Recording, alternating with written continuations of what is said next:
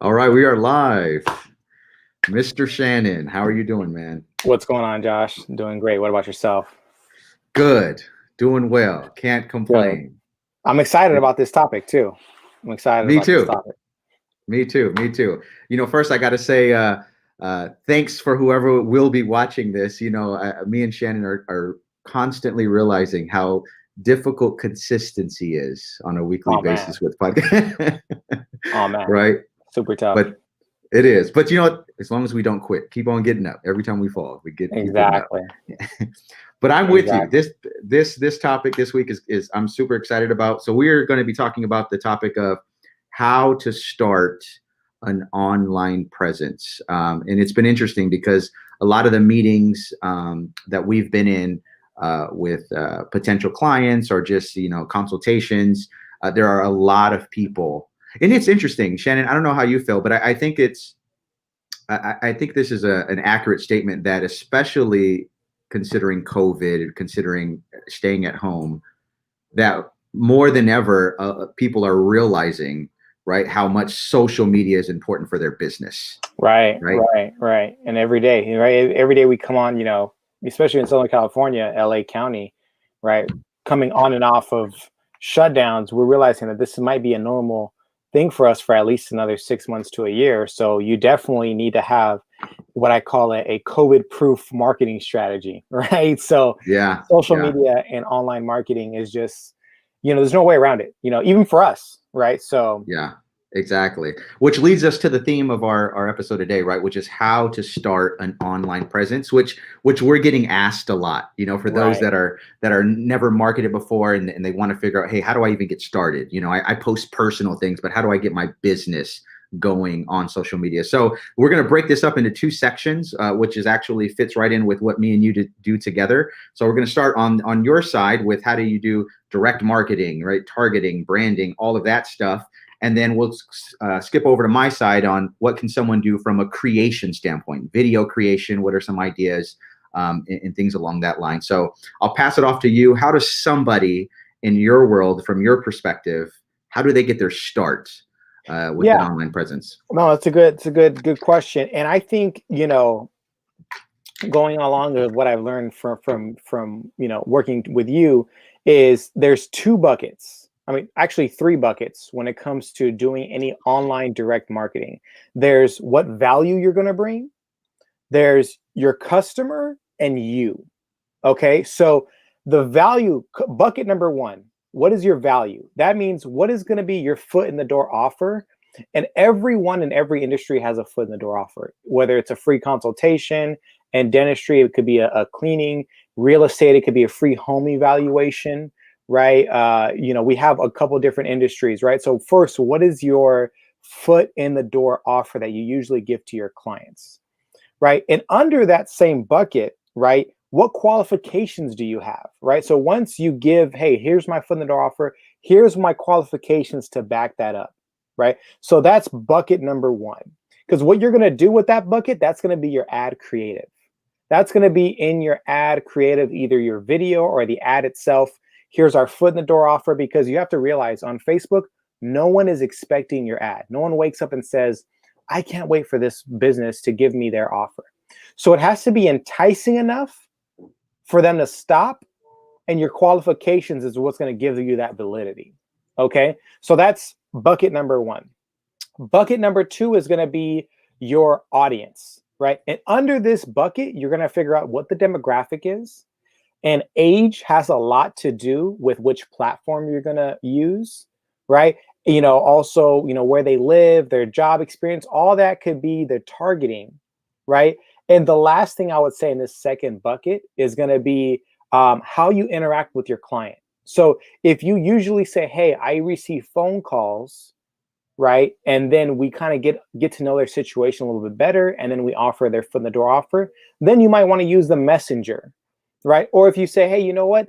Internally, we usually get their name, number, and email, and then we then call them and then offer them whatever that foot in the door offer is. And when we have a call center or people on call, then you might want to use the lead forms, right? Where, hey, the objective is to get leads in. right? Or hey, you know what? They go to our website, they chat with us, they sign up. Then it might be directing them to their website, right? So the way you interact will determine the campaign objective, right? Then the third bucket, which is you, your team. What does that mean? What is your typical conversion rate, right? When do you know your numbers in terms of, hey, for every 5 consultations, we get X amount of customers in, right? For every so and so foot in the door offers, we get this many conversions, right? If you don't know those numbers, when you're doing an ad campaign, it's all about numbers, right? So you're going to fall in the cracks, specifically when things aren't working, right? Or when you perceive things not working. And I'll give you an example real quick. I have a client that this month, especially with COVID, people are kind of hesitant. So, the appointments that we made online, there was a 60% no-show rate. So he assumed this isn't working, right? But when we looked at the numbers, he actually had 4 people sign up, and those 4 people paid for the marketing and some. So if you don't know your numbers, it could be a very slippery slope when it's working and when it's not working. You get a distorted view, and you go based off of feeling.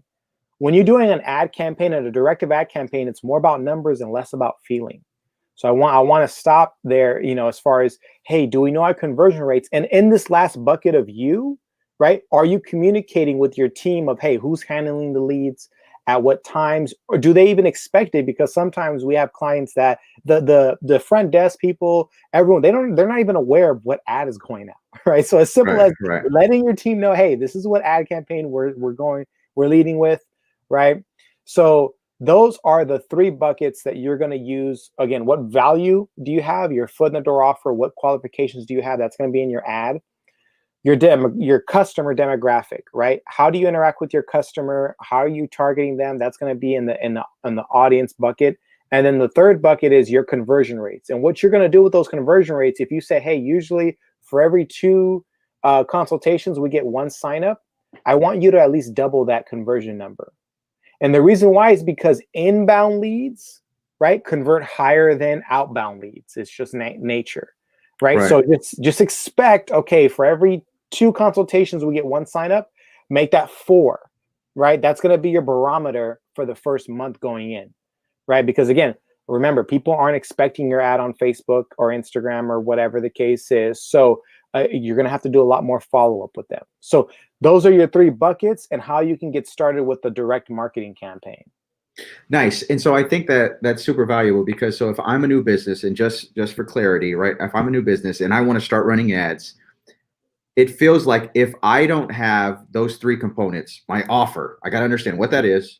I got to understand who my target is, who am I reaching for, and I got to know my process. Like, how are we going to handle, right? If I don't have any one of those 3, it's going to derail the marketing program, right? Essentially. And I want to get your comment on this, because I think this is a really interesting thing, is that, we could help a business, right, with their offer. We could help a business with who their target is, but a business's process and how they handle leads, right? Talk to us a little bit about how important that is for there to be internal organization, what it can or can't do to a marketing program.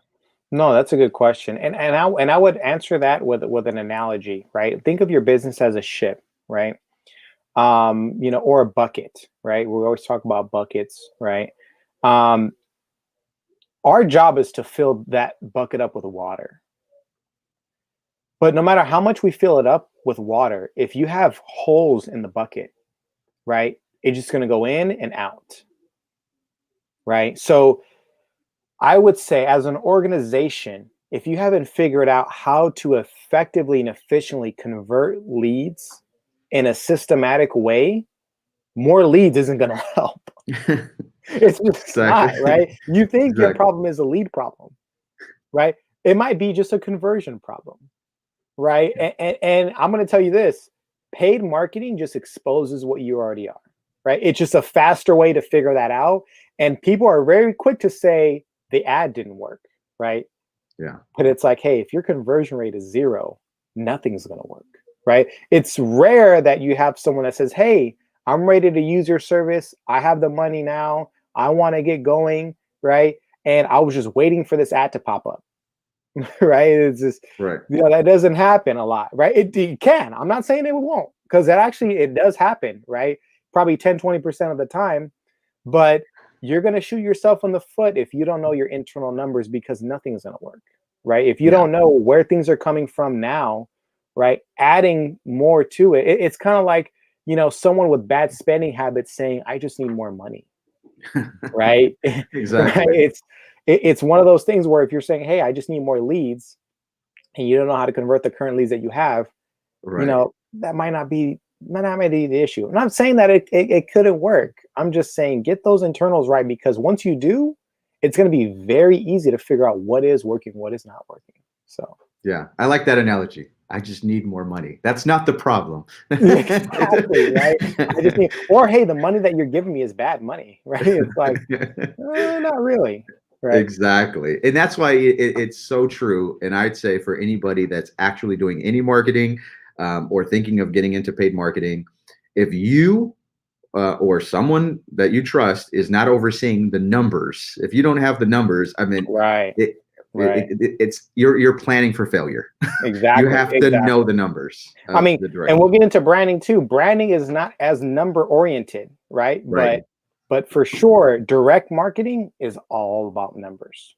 Exactly, exactly. That's the difference. Sales, right, and branding. And this is what Shannon's talking about is sales, and which is actually I'm glad you started off that way, Shannon, because I think if somebody is starting, right, while we would recommend brand, right, it's understandable why someone new does want to focus on sales, because if you're a small business, you need to make money, you want quick ROI, so nothing wrong with it. I think it should be a balance, right? I think we're all aware of that. But I like that the advice you gave was for, hey, if you want some quick sales, if you want some, ROI immediately, do the DR, the direct marketing. But obviously know your numbers, know the numbers. Right. So Know your numbers. And because people think that DR is quicker, right? And it yeah, can be if you know your numbers. yeah, But you might have to go through that journey of you're like, hey Shannon, I don't even know my numbers. This is a hmm, great way to know your numbers, but go in knowing that. Because I'm going to tell you one thing. I went to a Shopify course last year. And one of the most powerful things that this agency, is a big agency, says is their companies lose money just to know the numbers, hmm, right? You have wow, to pay to know the numbers, right? yeah, Hey, we don't know our numbers, but we're going to pay this on this campaign just so we know what our numbers are. right, Because once you know your numbers and you get it dialed in just right, now you're just pouring in the gasoline. You might have to yeah. pour in money just to figure out what those numbers are, and it's okay, Right. right? And to add context to that for any listeners that may not know exactly what we're talking about, like for instance, if you're selling shoes, like I'm just using a random example, right? It's like, all right, what is my cost per lead? What does it take for if I have a brick and mortar, what is it going to take? What is it going to cost to get one customer to come through the door? Right. And if you've never marketed on social media, you don't know. It might cost you $2 per lead. It might cost you 20. Mm-hmm. But the point is you need that data, because then you got to figure out, okay, is it worth it for this particular product? Do I have to change the creative? Do I have to yada yada yada? But that's where it matters, because even if you're getting a lot of sales, right, but if it costs $20 to sell a product, but your profit is only $10, even if you're getting a lot of sales, you're losing money. And so Right, right. it's And you might not be able understanding. to afford to lose money, right? It's Right. if you're a new business, right? Exactly. But I'm gonna tell you this too. If you know that your lifetime customer value is $100, There you you go. might say I'm paying $10 to get 100, Yeah. You right? know who did that? You know who did that? Ty Who? Lopez, the internet guru. Oh, really? Yeah, I was watching a interview, and they were breaking it down. Like he figured out his lifetime value, and that's why he was dumping like millions of dollars into his ads. And it goes back to what you're saying. It's all numbers. Understanding direct marketing is all about numbers. Now we know as a small business, right? It could be gut wrenching to be losing money on a campaign, right? And just Yeah, knowing those numbers. And I would say, you know, even if you say, hey man, social media doesn't work for me, not marketing isn't an answer, right? right. Sometimes you might just have to go through that journey because that's the only, You know what I mean? Of course we have organic, right? Like DMs, cold calling, things like that.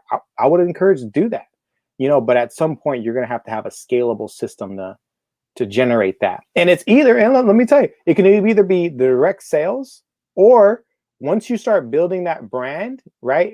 And you're going to have to pump in money towards that too.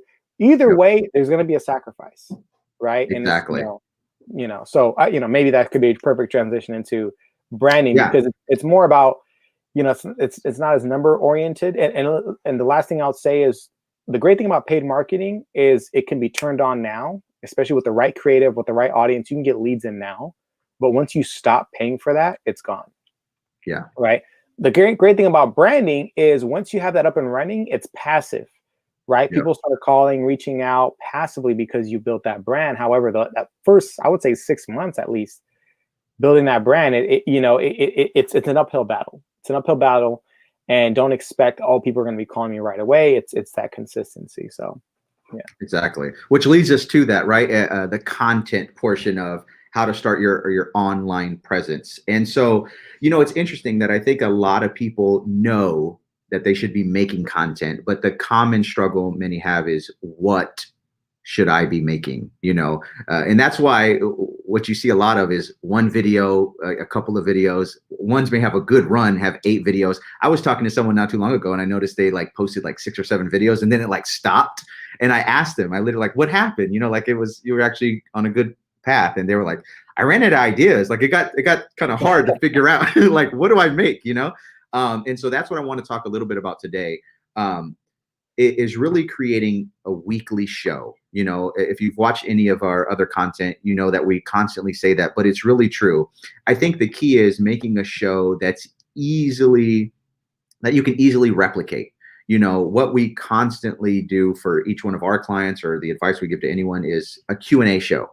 I think regardless of your industry, there's no shortage of questions that you can actually come up with. You know, name any industry and give me an hour and I can find 30 questions. and that's the thing too. Like, what if people say, I don't have any questions? Like, what is your advice to those people that say, that's great, Josh, you know, a Q&A show, but I'm brand new, no one has any questions for me?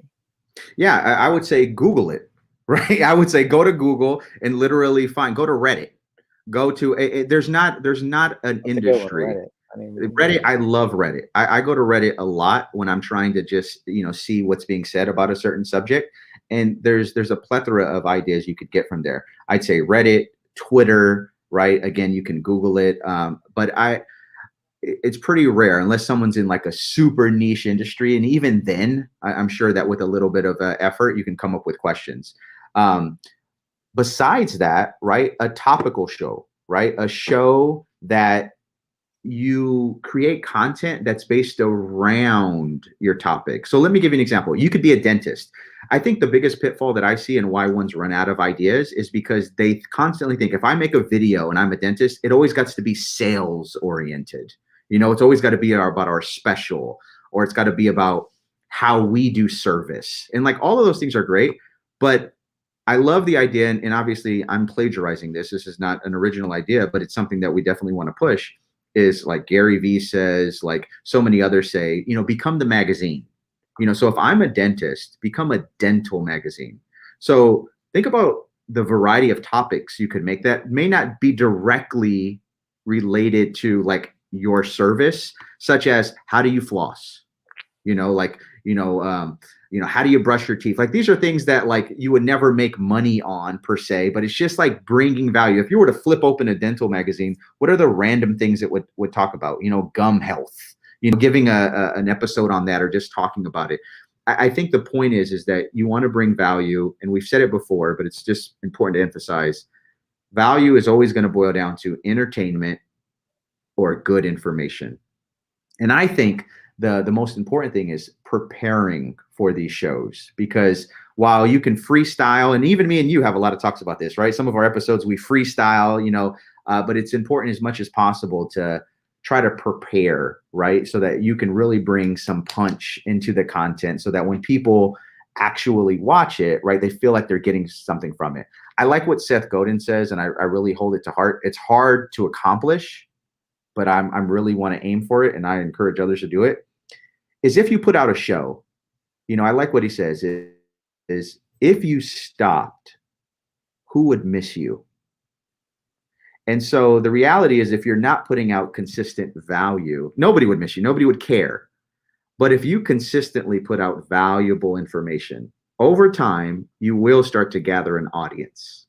And that audience will start to expect a video from you every week, every day, or whatever your frequency is. That's where you want to get. And anyone could get there. Shannon, it makes me think of Casey Neistat as an example. If you think about it, he followed that same principle. I mean, the reality is, he's obviously good at making videos and entertainment. But it's so funny when I heard that from Seth, it did make me think of Casey, because you think about when he was doing the daily vlog every single day, when he stopped, what were most of the comments saying? Like, yeah, where are you? We miss you. We want you back. And obviously, we're not all going to be Casey Neistats, but the point is that we can be Casey Neistat for an audience of 5, for an audience of 10. And that's what I really like about Seth Godin. He always focuses on find your first 10 people in your audience. Don't think about millions. Don't think about thousands. Don't think about just your first 10. Make content for 10 people to enjoy, because maybe those 10 will tell their friend, and then it will become 20. And then maybe those 20 will yada, yada, yada. And so I think that when you have that right mindset, it really sets you up for success, especially when you're first starting off. So just as a little recap on the content side, start with the show, make it topical, right, around your subject of business or whatever. I even like what Gary said one time. He told a lawyer to make a show about golf. Like, you would think, what does golf have to do with a law firm? He was saying because that kind of content is enjoyed by your target market. So maybe they'll watch it, right?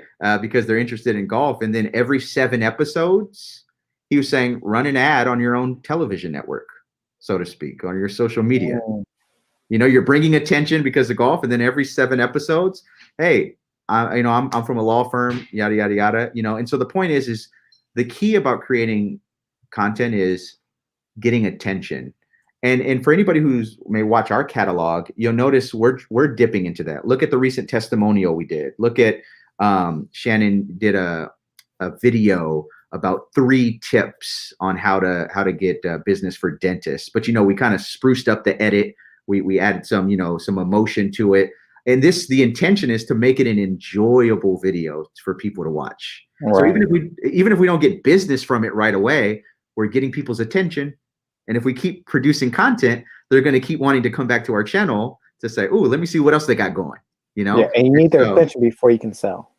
Exactly. You got to get their attention before you can sell. So, so there's a couple of things. The key is get the attention, and we're doing it is doing a couple of shows, and we've been doing it. I was just checking my calendar, right? Since September, we really started this venture together. And I think it's, while we're not tracking the ROI of brand, because you really can't, right? It's unmeasurable. But I think we already have noticed a big impact in only 3 or 4 months. I mean, all the new clients that we gotten, I would argue, were from brand. So yeah. Maybe the one now is going to be from a direct marketing effort. But yeah, right. All of them say, "Man, we love your content. We want to be a part of that." So. Yeah, nice. So yeah, that's it. So I would say, and it's crazy because one last thing is I just saw this 2 days ago, and it's not nothing groundbreaking, but it did hit me, and it was like, oh, it actually motivated me to make more content for us. Is somebody was saying that right now, obviously it's unfortunate the situation that we're all going through right now with COVID and the lockdown, but they were just saying there's so much social media real estate to grab right now. Like now more than ever, there's so many eyes on their phone because they have to be. They're at home. Like this is like a small window of opportunity to grab as many people's attention as possible from a business perspective. Again, unfortunate of where we're at today, but just pure business for a moment is that now is the time to put out as much content and enjoyable content. In that way, you will get their attention, and it is a land grab right now. And I love, and I mentioned Gary Vee, but I love his analogy that he often uses about, New York real estate. What did New York real estate cost in 1905? compared to now, you know? Right. So you'd wish you bought real estate there. You wish your family bought real, you know, when it was, and that's how social media is right now. The real estate is cheap to get people's attention, but it's going to increase over time. So it's a good land grab right now, for sure. We're grabbing it, man. We're trying. Yeah. We're doing. We're reaching. At least we're reaching. We're reaching. We're trying. So very good. So that's all I got to bring up. Anything you want to add to that, Shannon, or does that cover it for you? No. I mean, I would say so, guys. I mean, if you're watching this, you know, definitely, you know, decide, are you going to do, hey, direct marketing ads or create branding? We definitely encourage doing both. And if you decide that, you know, on the direct marketing, figure out what your foot in the door offer is, figure out who your audience is, figure out what your internal numbers are, or how you're going to track those internal numbers. And the numbers too, by the way, if your profit per client is, you know, 500, 1,000, you just got to make sure you're spending less than what your profit per client will be. Yeah. Right. And then, you know, lastly, on the brand side, you know, create, you know, you have two hands, right? You have the sales and the giving, right? The jab and the hook, right? As they say. So, you know, that branding is that value add, that give, right? And by the way, when you're creating a brand, when you're, you know, established as that expert in your field, it's not just one video, right? You know, it's like, how many videos does it take to become an expert in someone's eyes? For some people, it's 2. For some people, it's 100. That's why you keep creating, because eventually you're going to hit everybody. So. Exactly. And speaking of content and what we're doing, I'm super excited to introduce. So moving forward, right, we're going to sporadically, hopefully more often than not, have guests on this podcast. And so what we're going to do is we're going to bring ones on from different industries, and we're going to ask them about their journey. Since the topic of this podcast is the journey, right? What struggles have they been through? What are their successes? How have they been successful? And I think that, you know, that could bring a lot of value to. So if you're watching right now, you want to be a guest on the show, our first guest, let us know. Hit the comment section. But yeah, I'm gonna reach out to a couple of business owners that I know that'll bring some good value. Nice. Okay, cool. So I look forward to that. So great episode. Thanks, Shannon, man. Appreciate it. And hope everyone has a good rest of the day.